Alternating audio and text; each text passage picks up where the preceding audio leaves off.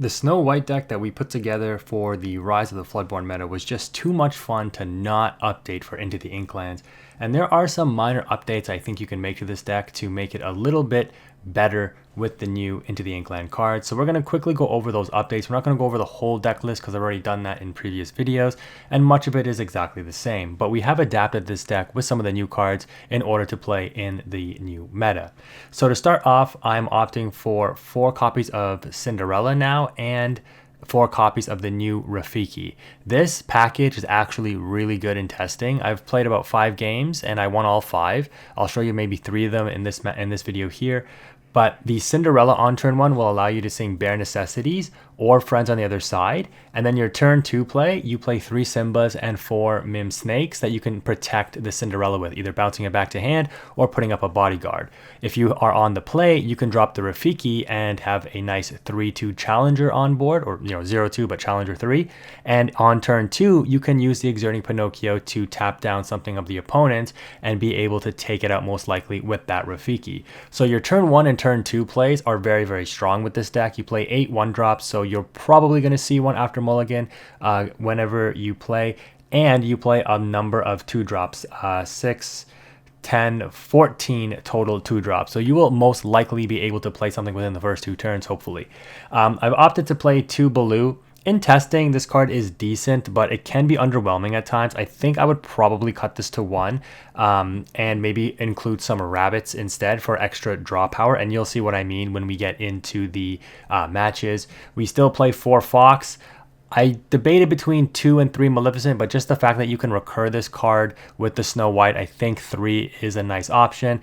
But you could cut it to 2 and then opt to include another rabbit instead. It would bring up your uninkable count from 13 to 14, because if you swap a Baloo, that's uninkable for an uninkable in the rabbit. But then Maleficent is inkable and rabbit is uninkable, so you'd be going up an uninkable there. I don't remember if I included Crab in the first iteration. I think maybe I did, but we've already talked about how Crab is better in this metagame because it helps you beef up cards and deal with locations.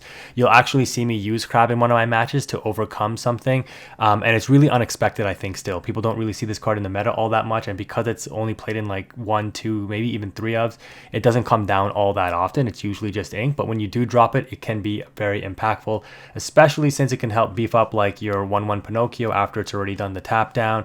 It can help further provide additional challenging ability to your Rafiki, the 1-drop that is, and then of course it has more applications than just that.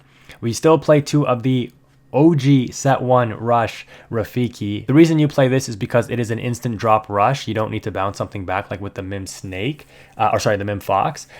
So it's nice to have that in your discard pile so that you can recur it with Snow White, so you have instant rush without needing to bounce. You could opt to cut this to 1 because in playtesting, like, I didn't really see it all that much, only at 2 copies, and it doesn't seem like I miss it all that much.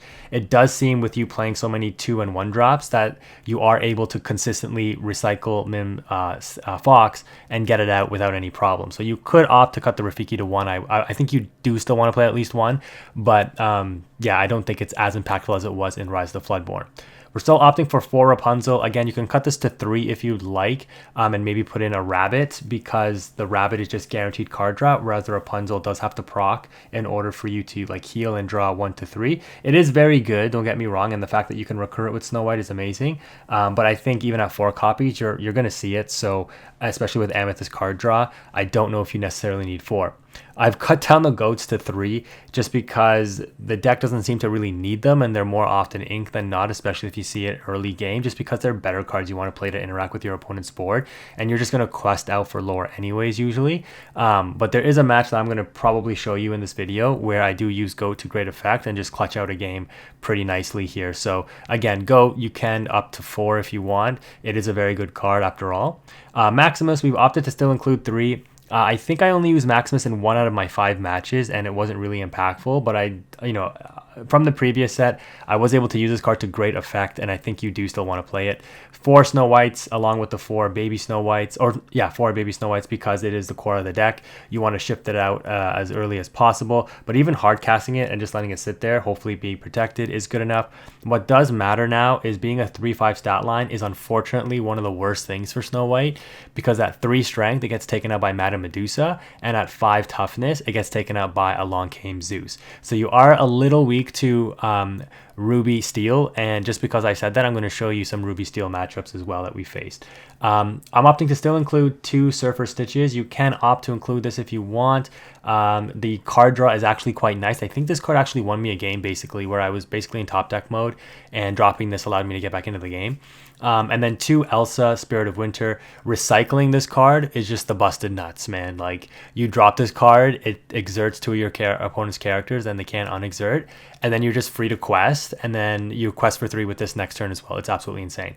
And then one of the more significant additions to this deck, which you're going to see the impact of in this video, is the Bare Necessities. Like I said, singing this with the Cinderella on like turn 2 is huge, or just even hard casting it. And then of course Cinderella can sing Friends. So I don't think I included Cinderella in the first iteration because there wasn't enough good songs, but with the introduction of Bare Necessities, it's really, really good. So anyways, we're at 6 minutes. Let's go ahead and jump into some matches and you can see how the deck performs. All right, in this first matchup here, we're going up against Ruby Sapphire Popsicle, and this deck has definitely been picking up steam. I think it definitely improved itself with the introduction of Into the Inklands, and with the kind of scaling back of Ruby Amethyst, this deck probably is worth looking at again. The opponent is on the play. They're going to start off pretty strong, inking a Fishhook and playing a Develop Your Brain to draw 1. We're going to set up the Cinderella though, inking the Surfer Stitch there, and then just pass turn. The opponent is going to think for a while here, okay, no, never mind. They're going to ink the Hiram, which is nice, and then distract for a draw, which is interesting. Good tech. It's kind of like Nothing to Hide, but the -2 could be actually more significant than just looking at the hand, I would think. And it actually does come into play for the opponent. But the nice thing is we're going to be able to drop that Bare Necessities because the opponent didn't play a character. Our Cinderella is free to exert itself. And we're going to think for a long time here, but eventually decide to rip out the Fishhook because we have another Bare Necessities in hand, and I'm not too worried about the Dragonfire or the Be Prepared right now. I'll probably end up ripping the Be Prepared. The Dragonfire trading 1 for 1 and not establishing a character on board is totally fine with me. They're going to ink Nick and reveal their top deck in the Fishbone Quill, and they most likely just ink the Dragonfire there. Because that was the other reason why you would want to rip the Fishhook from their hand, is because it's also inkable, and you've seen them ink 1 already, so they probably only play 2. So that takes both of their Fishhooks out of rotation, which could be a problem for this deck, and it forces them to leave, like it leaves 2 uninkables in their hand. So we can see what was left. We did rip the Be Prepared with the second Bare Necessities there. The opponent is left with a Hiram and a Maui in hand. On turn 5, they opt to ink their top deck in the Let It Go and drop the Maui. And this Maui's going to do work against us, I'm not going to lie, but we're totally okay with that because look at our advantage over the opponent right now. And the Bare Necessities just absolutely decimated them, right? So after singing Friends, I believe there, we're going to bounce back the Maleficent and establish both a Snow White baby and a Mim Snake. The opponent top decks a Popsicle, which is like one of the best things they could top deck considering they have Hiram in their hand. But I do have the Pinocchio and a Crab with 5 ink next turn, which is going to allow me to take out this Hiram. So they do end up drawing a couple of cards, which is not great for me because I was hoping to keep them on nothing. But at least I'll be able to deal with this Hiram here. So we're going to go ahead and ink the Rafiki, drop the Pinocchio to exert the Hiram, and then drop Crab to boost the Snake and take out the opponent's Hiram here. And then the Maui will be forced to crash into Snake, which is a little unfortunate that we have to like lose 3 characters to the Maui here, but it is what it is. We leave them with a Let It Go in hand, ripping out one of the Popsicles just because we want to keep them off the draw. Kind of wild that I ripped out their hand and then they still draw like 3 Popsicles, but hey, that's cool, I guess. The Maui's going to take out the Snake, like I mentioned. They're going to let it go my Crab, which is interesting. Leaving my Snow White up, not obviously aware of the Snow White tech, maybe, because nobody really plays Snow White, the Well-Wisher. They're going to heal their Maui with the Popsicle there, and I'm like, okay, that's fine. We draw into Double Goat, and we're going to put one of them on board, and at this point, I'm just like, okay, I just have to let this Maui crash into my stuff. I'm going to keep the Snow White unexerted so that I can hopefully top deck into a Well-Wisher. Despite all my card draw, haven't seen any of my top end yet, despite being at 7 ink as well. The Distract comes in kind of handy there for the opponent, draws them a card, and it allows our Maui to survive. Well, it was going to survive anyways, but not take any damage, I guess. We're going to have to crash the goat into the Maui. So this is another reason why goat is nice, is because it's a 4/3 body. So it does take out quite a bit, especially if you crab it and it becomes a 7/3. They're going to drop Madame Medusa and take out my Singer because they're afraid of more friends on the other side there. Speaking of which, we top deck one. But we had goat anyways, so interesting draws there. If you watch this video out, you're going to see me, anytime I see one Elsa, I end up seeing both of them, which is kind of like, okay, sure. But we're going to put the goat back on field after bouncing it back with Snake and just race the opponent now because they're on minimal resources. I'm not too worried about like losing cards here because I do have this double Elsa in my hand. I just need an Inkable, which I do top deck here in the Simba. And I ripped one Be Prepared out of their hand, and I'm like, okay, if they have another Be Prepared, that's fine because I'll probably just play whatever I top deck, and I have the second Elsa waiting to drop. So with the Madame Medusa now tapped down for the opponent's turn, they top deck their fourth Popsicle here, which is crazy, but I don't have to worry about crashing into it just yet. They top deck a Dragonfire, play it, and pass turn because they have no more ink to play whatever's left in their hand. We're going to drop the second Elsa now and continue to leave that Madame Medusa tapped down. And I'm not going to play the Cinderella or ink the Cinderella. I'm just going to keep it in hand. And now I'm threatening game, so the opponent has to have an answer. They do top deck one in the Hades to ink my Elsa there, which is actually kind of good because I can't recur it with the Snow White, but we do have one in the discard pile already thanks to that Dragonfire. We're going to quest out and then just Mim Fox back the goat and replay goat, and this is going to clutch the game for us. Not only does it take out the Madame Medusa here, but putting back on the goat will get us the one lore, or put us to 19, so we only need one lore in order to close the game out, and so the opponent has to win this turn, which they absolutely cannot, despite being on the play. Otherwise, we win either through questing or by outing our goat, and the opponent kind of realizes it and is going to scoop it up. So that is game one. Some nice control and aggro aspects in this one. Let's move on to game number two.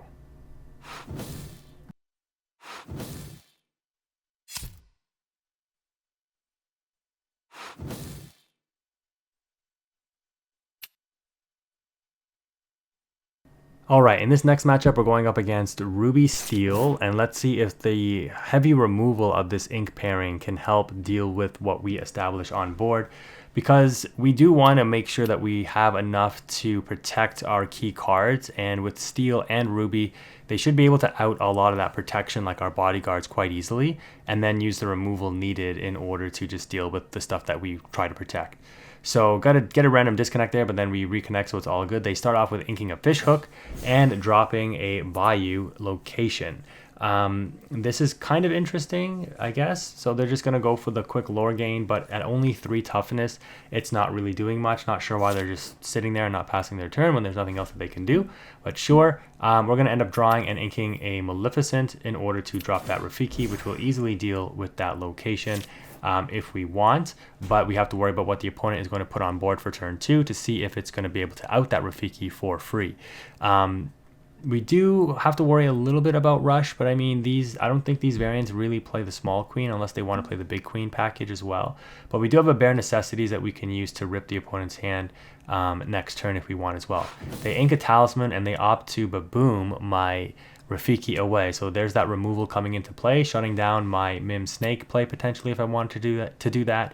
So at least I do have a number of different 2-drop plays, which is what I discussed in the deck list video or portion of this video, where I have like Simba, Snow White. I can't do the Mim Snake anymore, but I give him the thanks. I'm like, man, are you gonna pass your turn? Like, are you forgetting to pass here after you play? But it's all good. So we're gonna ink the Snake after our Rafiki got outed, and we're just gonna drop a Simba. This Simba will likely sing Bare Necessities next turn and then get bounced back with the Fox in order to take out the Bayou. They're gonna go ahead and ink a Maui, drop a Hook and a Smee, which does throw off my plans a little bit because now the Smee is going to be protected via the Hook. We're going to go ahead and rip the Arless Legacy with the Bare Necessities there, leaving them with a Queen of Hearts Sensing Weakness in hand. And now we're going to bounce back that Bodyguard in order to take out the Bayou with the Mim Fox. So we have ink for next turn in the Simba. We want to kind of keep the Cinderella and establish the big Cinderella if we can. But we do have to worry about that Hook and or Mr. Smee taking out our Mim Fox, and that's totally fine. because this Jolly Roger isn't going to really be doing anything. So the Mr. Smee is going to not quest, so it doesn't take damage. We're going to ink the Simba that we bounced back, put another Simba on board and a Snow White so that we can get ready to shift Snow White and start recurring our resources. The Mim Fox, the Rafiki are two things in the discard that we can already start to get back. The top deck for the opponent hopefully isn't anything too impactful. We know that they're still a turn or two away, or yeah, 2 turns away from getting the Sensing Weakness online, which is going to allow them to draw cards when they challenge. But if they do challenge anything with the Mr. Smee without a captain on board, the Mr. Smee is essentially an X and 2 body, because it'll take 2 damage from whatever it challenges into right now, and then it'll lose the extra point of damage at the end of the turn, which means, or take an extra point of damage, which means it would KO itself. So the opponent thinks for a little while here. I guess they have 2. I mean, I don't know how many lines of play you could possibly have here. Yeah, like ink your Rise of the Titans and do nothing, because you have a Queen Sensing Weakness in your hand, and I know you do. So we're going to be able to shift Snow White here and then quest with it. And whatever we get back, we're likely just going to ink, because we probably want to keep this Rapunzel in order to draw more cards. And we can protect the Snow White with questing with the Simba there.